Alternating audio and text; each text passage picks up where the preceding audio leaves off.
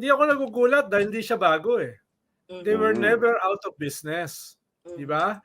Yung, mga testimony nga rito sa Quad ay yung mga at saka testimony ni Las Cañas, yung mga drug lords ay tinakot at pinatay yung iba, pero yung iba ay kinuha.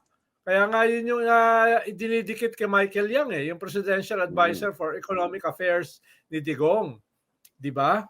At, nangyayari ngayon dito sa Quad, yan palang mga pondo galing sa pogo, galing sa drugs, galing sa human trafficking ay ginagamit para pampondo Mhm. ng extrajudicial killings. Yan yung sinabi nung, poster boy ng Hmm. Duterte noon, yung poster boy ng Tokhang si, Colonel o Si Captain Joby. Testigo, 'di ba? Hindi Mhm. ito karaniwang testigo. Ito yung, poster boy nila.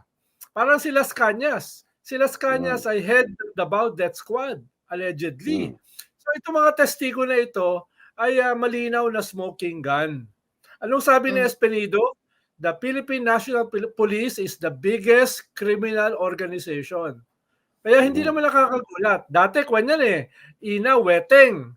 Weteng ang, Mhm. source ng pondo, eh, ng mga corrupt police officials at saka mga corrupt politicians. Ngayon, pogo and narco politics, 'di ba? Mhm. Yun ngayon kaya hindi masyado nakakagitla, hindi masyado nakakagulat. Ayun lang, Oo. bago mag-eleksyon nag-i-scale up dahil maraming Mhm. politiko kailangan ng additional na pondo.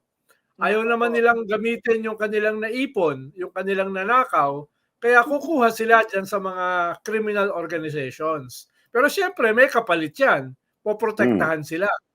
Lalo na Hmm. yung mga local officials dahil, yung, mga krimen, yang weteng, yang drugs, yang pogo, nangyayari on the local level. Mhm. Magpapadulas din sila sa national politicians, 'no, para Oo. sila ay, maprotektahan. Pero basically, it's local. Paano yung nagbibigay Mhm. ng permit diyan, yung may control sa mga local police, yung local, mga mayor, mga governors, 'no? Mhm. Kaya diyan yung lundo, diyan yung, Hmm. buhos ng pondo.